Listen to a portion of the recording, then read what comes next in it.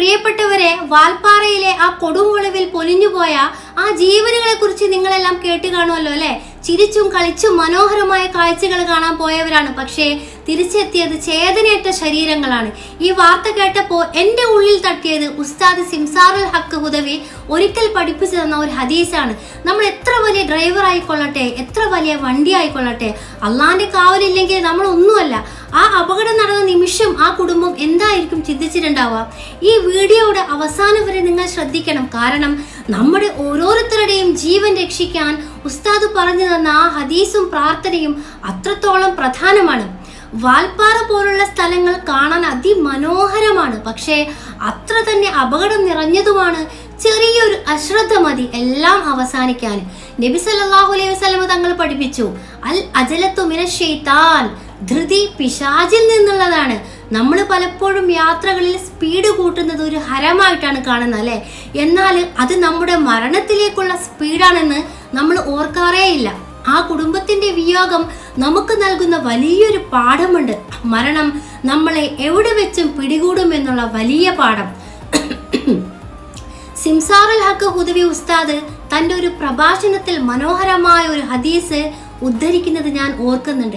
നബി സല്ലല്ലാഹു അലൈഹി വസല്ലം തങ്ങൾ പറഞ്ഞു, ഒരാൾ തൻ്റെ വീട്ടിൽ നിന്ന് പുറപ്പെടുമ്പോൾ ബിസ്മില്ലാഹി തവക്കൽതു അലല്ലാഹ് ലാ ഹൗല വലാ ഖുവത ഇല്ലാ ബില്ലാഹ് എന്ന് ചൊല്ലിയാൽ അള്ളാന്റെ ഭാഗത്ത് നിന്നുള്ള ഒരു വിളിയാളം വരും, നിനക്ക് കാവൽ ലഭിച്ചു, നീ നേർവഴിയിലായി, പിശാച് നിന്നിൽ നിന്ന് അകന്നുപോയി. ഒന്ന് ആലോചിച്ച് നോക്കിയേ, വെറും 5 സെക്കൻഡ് കൊണ്ട് നമുക്ക് ചൊല്ലാവുന്ന ഈ പ്രാർത്ഥന നമ്മുടെ വാഹനത്തിന് നൽകുന്ന കാവൽ എത്ര വലുതാണ്. വാൽപ്പാറയിലെ കൊടും കാറ്റിലും മഞ്ഞിലും നമ്മെ നയിക്കാൻ അള്ളാഹുവിനോട് നമ്മൾ എങ്ങനെയെങ്കിലും സഹായം ചോദിക്കാറുണ്ടോ? ഉണ്ടോ? നിങ്ങൾ പറയും. ഉസ്താദ് എപ്പോഴും ഓർമ്മിപ്പിക്കുന്ന മറ്റൊരു കാര്യമുണ്ട്, യാത്രക്കാരന്റെ പ്രാർത്ഥന. അള്ളാഹു തആല ഒരിക്കലും തള്ളിക്കളയൂല. നമ്മൾ വാഹനത്തിൽ ഇരിക്കുമ്പോൾ പാട്ട് കേട്ടും തമാശ പറഞ്ഞും സമയം കളയുന്നതിന് പകരം അല്പസമയം അള്ളാഹുവിനെ സ്മരിക്കാൻ മാറ്റിവെച്ചാൽ എന്താണ് നമുക്ക് ഗുണം? വഴിയിലെ തടസ്സങ്ങൾ മാറാനും അപകടങ്ങളിൽ നിന്ന് രക്ഷപ്പെടാനും ആ യാത്രയിൽ നിങ്ങൾ ചെയ്യുന്ന ഈ ദുആ മതിയാകും.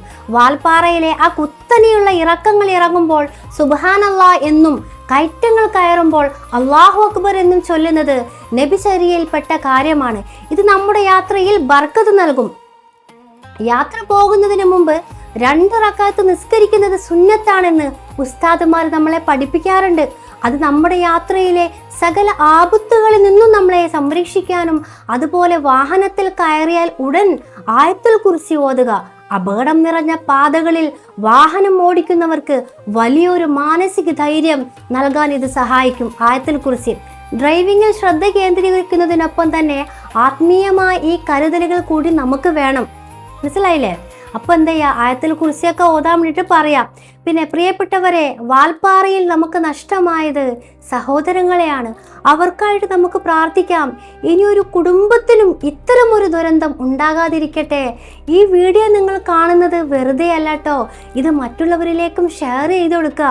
നിങ്ങളുടെ ഒരു ഷെയർ കാരണം ആരെങ്കിലും ഈ യാത്രയിൽ ഈ പ്രാർത്ഥന ചൊല്ലിയാൽ ഒരു പക്ഷേ അവരുടെ ജീവൻ രക്ഷപ്പെട്ടാൽ അതിൻ്റെ പുണ്യം നിങ്ങൾക്ക് അല്ലാഹു തആല ലഭിക്കും, നിങ്ങൾക്ക് നൽകും.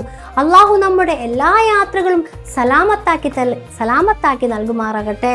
ആമീൻ യാ റബ്ബൽ ആലമീൻ.